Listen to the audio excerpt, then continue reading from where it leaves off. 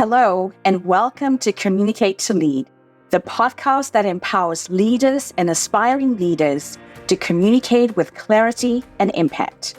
I'm Keely Belton, CEO and successful entrepreneur, and your host for today. I'm here to equip you with all the essential tools and strategies to master effective communication and lead your team to success. As the founder and CEO of The Tailored Approach, my goal is to empower you to be the best leader you can be. So sit back, relax, and join me in today's episode as we dive into the art of communicating like a true leader.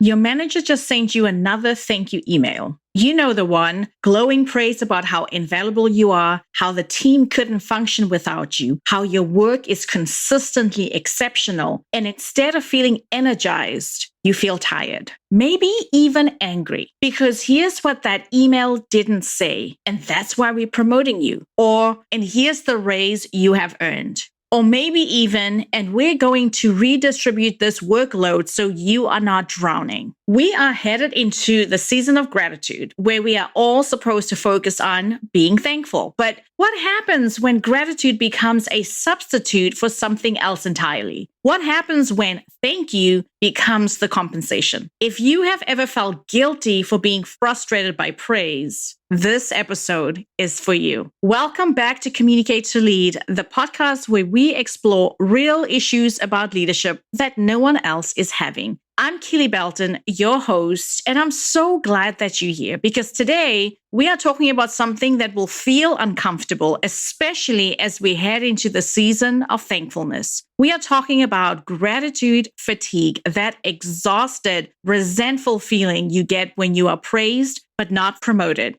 thanked but not compensated, appreciated but not actually supported. And here's why this matters for you as a woman in leadership or aspiring to leadership. Because this isn't just about the one thank you email. This is about a pattern that keeps talented women stuck in place while their male colleagues move up. It's about the gap between recognition and reward. And it's about getting the language, the frameworks, and the strategies to navigate this minefield without losing your mind or your seat at the table. Now, grab your favorite beverage, settle in, and let's dive into this together. Let's start by calling this what it is. Gratitude fatigue is the emotional and professional exhaustion that comes from receiving recognition without tangible reward or systemic change. It's when thank you becomes a placeholder for we are not going to do anything different. And let me be clear about something right up front. Gratitude itself is not the problem. Appreciation is important. Recognition matters. But when gratitude becomes a strategy to avoid giving you what you have actually already earned,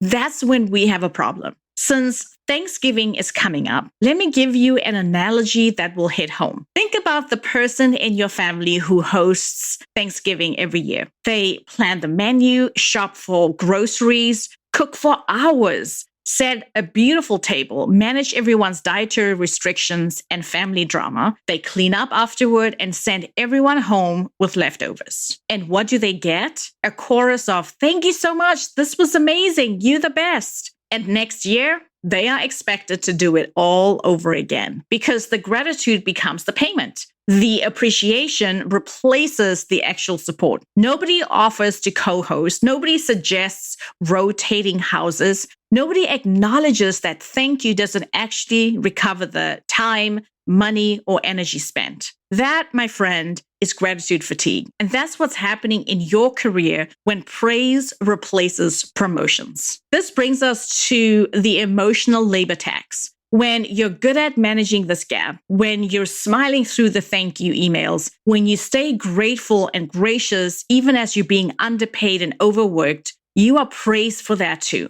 And people are saying things like, "She's so positive. She never complains. She's such a team player." But what they are really saying is this: she accepts less than she's worth without making us feel uncomfortable. This, my friend, is emotional labor. And unlike your actual labor, it's never compensated. It's simply expected, and then you are thanked for it. Here's the research that frankly will make you angry. Studies show that women receive more subjective praise in performance reviews, things like "she's so helpful" or "a great team player," while men receive more objective, results-focused feedback that eventually leads to promotions. Women are thanked for being accommodating. Men are promoted for being assertive. Women are appreciated for being collaborative. Men are rewarded for being decisive. Women hear, "we couldn't do this without you." Men hear, "here's your new title." This isn't accidental. It's a pattern, and the gratitude itself becomes a tool to keep you in place. Grateful for the crumbs when you should be demanding the whole meal. So let's talk about how this shows up in your career, because I'm guessing you've experienced this, even if you didn't have the words for it until now. I call this the recognition reward gap.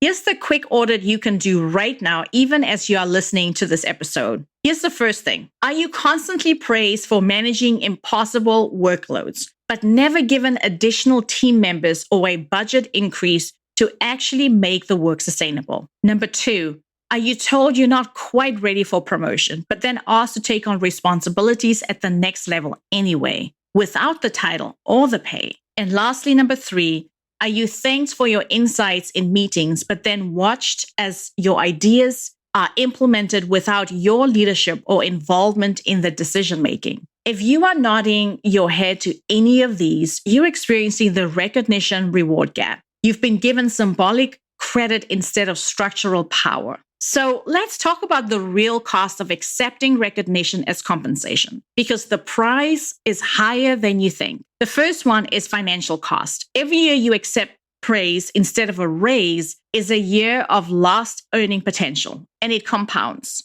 That $10,000 raise you didn't ask for, that's not just $10,000. That's $10,000 per year for the rest of your career, plus the retirement contributions, plus the higher base for your next raise. We're talking hundreds of thousands of dollars over a career. Then there's the opportunity cost. Every promotion you've told you're not ready for while you are already doing the work, that's experience and visibility you are not getting at the next level. That's relationships you're not building with senior leadership. That's strategic decisions you are not part of. And then there's the credibility cost. When you are known as the person who accepts anything with a smile and a thank you, you train people, your boss, your colleagues, your organization, that they don't have to invest in you. Your gratitude makes their inaction comfortable. And then lastly, there's your energy cost. The constant cognitive dissonance of knowing you are being undervalued while having to perform gratitude is exhausting. It drains you.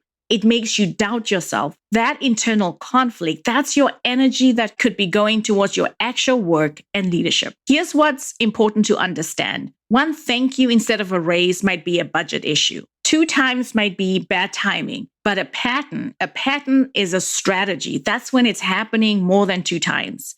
If you keep hearing that we value you so much, but the promotion never comes, that's not about your readiness. That's about their unwillingness to invest in you. Okay, so we've named the problem. We've identified the costs. Now let's talk about what you actually do about it, because you deserve to walk away from this episode not simply feeling angry or validated. You deserve a plan. I call this the recognition reward realignment framework. I know, a lot of words.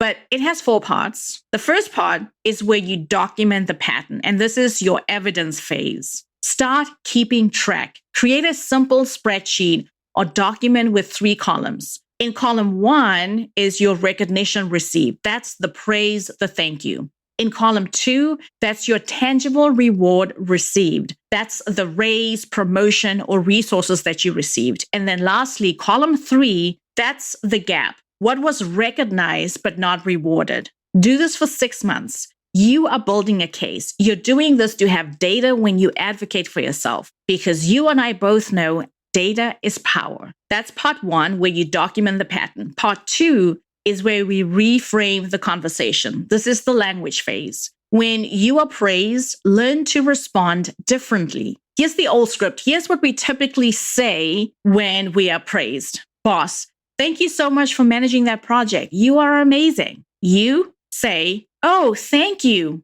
Happy to help. Instead of going with that old script, that old wording, here's what you need to say now. Here's the new script. When your boss says, thank you so much for managing that project, you are amazing, you are going to say, I appreciate that. I'd love to talk about how we can formalize my project management responsibilities and the corresponding title and compensation, since this is clearly a strength of mine that adds value. Or here's another one. When your boss says, I don't know what we do without you, your old response could have been, oh, thanks. But your new response is going to be, I'm glad I'm able to contribute at this level. Let's schedule time to discuss my career development and what promotion to next level looks like, since I'm clearly operating there already. When you are using this new phrasing or this new script, you are not being ungrateful. You are being strategic. You are refusing to let recognition be the end result. Now, you must be prepared for the inevitable deflection. When you link recognition to reward, your manager's job is often to de-link the two. They'll say, let's talk about that at your review, or the budget is frozen. Your goal is not to win this argument in that second. Your goal is to lock in your next meeting. When they deflect by saying, oh, the budget is frozen, or let's talk about that at your review at the end of the year, you are going to say, I understand that. Since my annual review or the budget is a separate process, let's schedule a dedicated meeting in the next 2 weeks. I'd like to use that time to build a plan with you so that when the review or budget does come through, we're already aligned on my impact and the path to the next level. Do you see the difference? You are accepting their deflection, but refusing to delay. You are pivoting from a yes-no conversation to a when do we plan conversation. And here's part 3. Set boundaries on uncompensated work. This is your protection phase. This is the hard one. If you keep accepting additional responsibilities without additional compensation, you are teaching your organization that your gratitude is more important than your growth. You need to start saying things like, I'd love to help with this. However, I've noticed I'm regularly taking on work beyond my current role. I think it's time we have a conversation about my promotion timeline, so we are aligned on our expectations. You are not saying no in this instance. You are saying yes, and yes to the work and the recognition. Yes to the responsibility and the reward. That's part 3, where you set your boundaries. And then lastly, part 4, create your own metrics for success. This is the clarity phase. Stop letting other people define what valuable means. You need your own scorecard. So ask yourself the following questions. Am I compensated fairly? Am I advancing at the pace I want to? Do I have decision-making authority, not simply execution responsibility? Is my schedule and work sustainable, or am I burning out? These are the real measures of success, not how many thank you emails you get. Let me circle back to something important. This episode is not about being ungrateful, or it's not about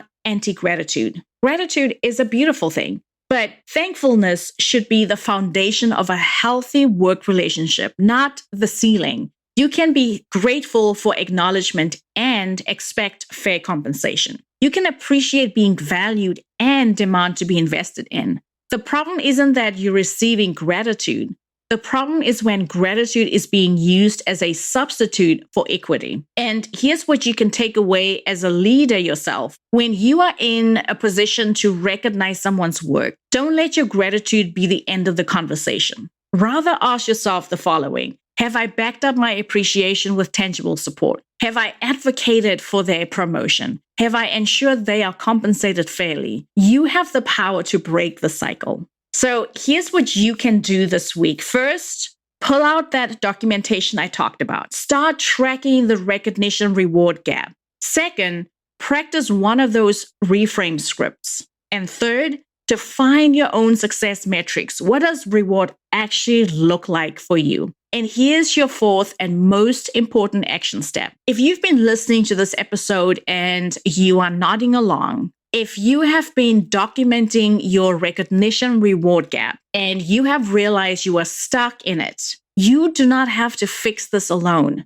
This isn't simply a podcast topic or an episode that we're talking about. It is the exact high-level problem we solve inside my 12-week small group coaching program called the Ignite Your Leadership Power Accelerator. We start in just 2 weeks on Thursday, November 20th. This problem is where we stop just talking about the problem and start building your specific strategic plan to solve it. We will build the language, the evidence, and the confidence you need to move from appreciator to promoted and finally close that gap for good. I keep the group intimate to ensure everyone gets high-level coaching, and I have exactly 3 spots left for this cohort. If you are ready to stop trading praise for progress, your next step is to schedule a complimentary leadership clarity call with me. This isn't a sales call. It's a diagnostic call where we'll get clear on your situation and see if this accelerator is the right fit to get you the results you deserve.